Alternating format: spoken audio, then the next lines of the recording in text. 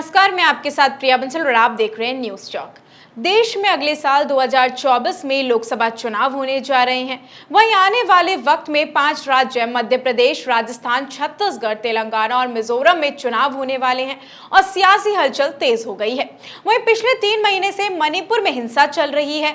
हम यहाँ आपको आज बताने जा रहे हैं कि क्या कुछ सियासी समीकरण दिखाई दे रहे हैं। हमारे देश के प्रधानमंत्री नरेंद्र मोदी जी जो बेटी बचाओ बेटी पढ़ाओ महिलाओं की सुरक्षा की बात करते हैं, पर जब ऐसा मुद्दा सामने आता है तो चुप्पी साध लेते हैं। क्या आपके मन में भी कभी आया होगा कि इस जगह अगर हमारे देश के प्रधानमंत्री आज भी मनमोहन सिंह होते तो क्या कुछ होता? ये मामला इतना लंबा चलता? क्या इस मुद्दे पर वो चुप्पी साध कर रखते?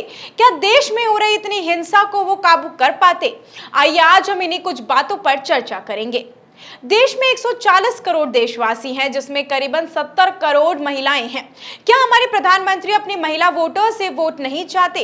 क्योंकि अभी जैसा चल रहा है उस हिसाब से महिलाएं काफी नाराज नजर आ रही हैं। क्या मणिपुर की घटना जिसमें 2 महिलाओं को नंगा किया गया, उनके साथ छेड़छाड़ की गई, उन पर हमला किया गया, उन्हें अपमानजनित किया गया, सार्वजनिक रूप से उन्हें घुमाया गया, वहीं फिर उनके साथ सामूहिक बलात्कार किया गया, क्या आपको चलती बस में 2012 के दिल्ली सामूहिक बलात्कार की याद दिलाती है? यकीनन ये घटना उतनी ही चौंकाने वाली और भयावह थी और देश भर में हंगामा भी मच गया था। लेकिन इसमें महत्वपूर्ण इन दोनों घटनाओं में कुछ महत्वपूर्ण अंतर भी हैं।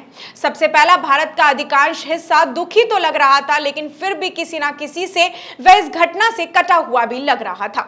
2012 के मामले में दौरान लोगों की जिस तरह की प्रतिक्रियाएं दी गई थी, उन्हें उनके व्यक्तिगत जुड़ाव का पता चला है।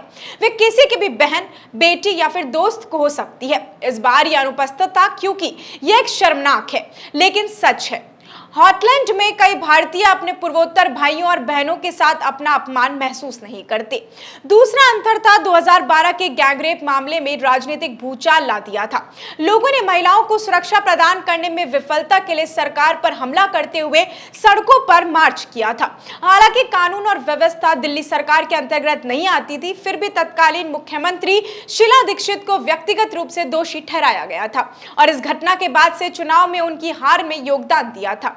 यूपी अध्यक्ष सोनिया गांधी घर के बाहर गुस्से में प्रदर्शन हुए। हालांकि सोनिया गांधी ने कुछ प्रदर्शनकारियों को अंदर बुलाया और उनकी बात भी सुनी, लेकिन इस घटना ने कांग्रेस के नेतृत्व वाली यूपीए सरकार की प्रतिष्ठा को बुरी तरह से नुकसान पहुंचाया था। इस बार राजनीतिक नतीजे बिल्कुल अलग लग रहे हैं।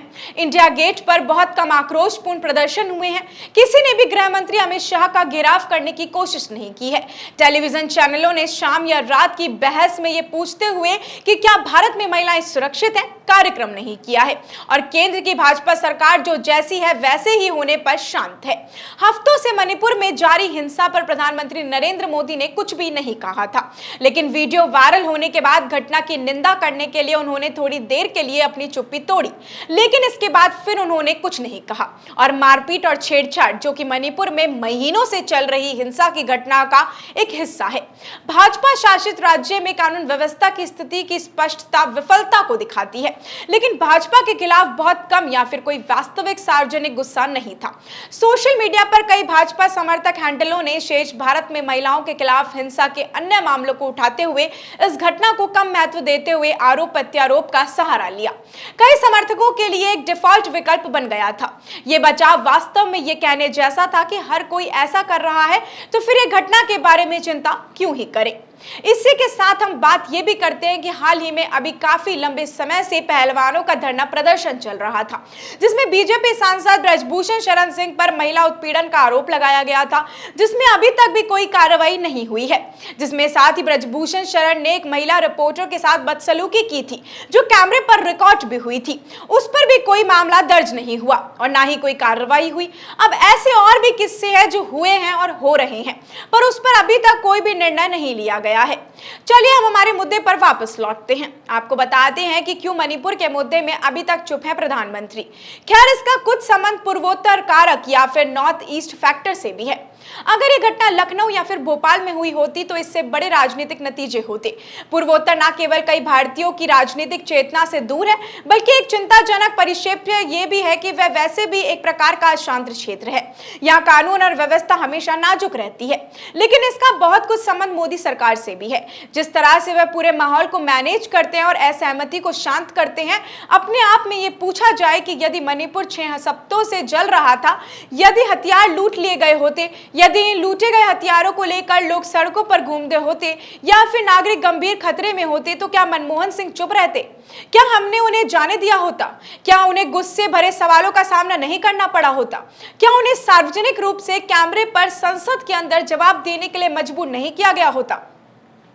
हम ये नहीं बोल रहे कि कौन सी सरकार ऐसे बेहतर रूप से समझ सकती है या समझ पाती या इसे देख पाती, पर इस मुद्दे को मुख्य रूप से सुलझाने और कार्रवाई करने की जिम्मेदारी हमारी सरकार, हमारे कानून की है। पर इस घटना के होने के बावजूद भी अभी तक मणिपुर की हिंसा काबू में नहीं आ पाई है। अभी तक भी किसी तरह का फैसला नहीं लिया गया है, तो इससे साफ तौर पर यही जाहिर होता है कि अभी तक इस मुद्दे को असहमति नहीं दी गई है।